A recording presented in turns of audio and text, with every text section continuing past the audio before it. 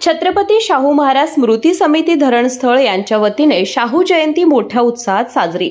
छत्रपती शाहू महाराज स्मृती समिती धरणस्थळ यांच्या वतीने दरवर्षीप्रमाणे लोकराजा छत्रपती शाहू महाराज यांच्या 151व्या जयंतीच्या आयोजन राधानगरी धरणस्थळावरती करण्यात आलं होतं। या जयंती सोहळ्यासाठी यशराज छत्रपती उपस्थित होते। यशराज राजे छत्रपती यांच्या हस्ते राधानगरी धरणातील पाण्याचे कलश पूजन करण्यात आले।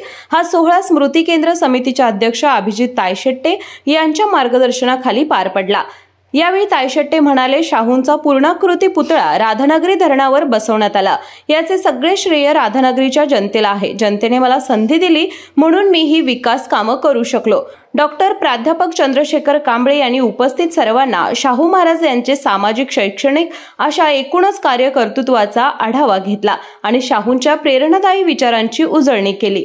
या कार्यक्रमाच्या दरम्यान राधानगरीच्या गायत्री शिंदे आणि सिद्धार्थ कांबळे यांचा सत्कार करण्यात आला। यावेळी खऱ्या अर्थाने आकर्षण ठरले ते धुंदवडे गावचे लेझिम पथक आणि हलगी वाद्य। या लेझिम पथकाने या कार्यक्रमाला एका उत्साहाचं रूप आणलं। या कार्यक्रमाचे सूत्रसंचालन व्याख्याते विश्वास पाटील यांनी केले। या कार्यक्रमासाठी गोकुळ संचालक आणि धरण स्मृती समितीचे अध्यक्ष अभिजित तायशेट्टे, तहसीलदार अनिता देशमुख, गटशिक्षण अधिकारी दीपक मेंगाणे, पोलीस निरीक्षक संतोष गोरे, पाटबंधारे विभागाचे अभियंता प्रवीण पारकर, लालासो मोहिते, अजित पवार, प्रतिभा कासार, अवंतिका तायशेट्टे, सुरेश बचाटे, सतीश फणसे, दादासाहेब सांगावकर, विश्वास राऊत, डॉक्टर चंद्रशेखर कांबळे, एडी पाटील, राजेंद्र चव्हाण, संदीप पाटील, शिवाजी चौगले, कृष्णात साळवी, हसन राऊत, गणेश चोचे, फारुख नावळेकर, वसंत पाटील, पांडू पाटील, दीपक पाटील, युवराज कुंभार, मारुती टिप्पुगडे, मिथुन पारकर, सम्राट केरकर, सचिन लाड यांच्यासह आजी-माजी सरपंच, उपसरपंच, ग्रामपंचायत सदस्य, विविध क्षेत्रातील पदाधिकारी, विद्यार्थी तसेच शाहूंच्यावर प्रेम करणारी तमाम शाहू प्रेमी जनता उपस्थित होती। केके न्यूज साठी राधानगरीहून मिलिंद कांबळे।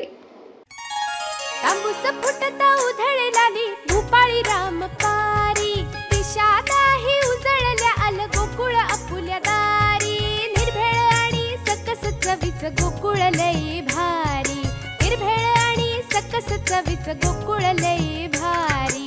चव आहे कोल्हापुरी, गोकुळ लई भारी। चव आहे कोल्हापुरी, गोकुळ लई भारी। गोकुळची दर्जेदार दुग्ध उत्पादने। गोकुळ, अस्सल चव कोल्हापूरची।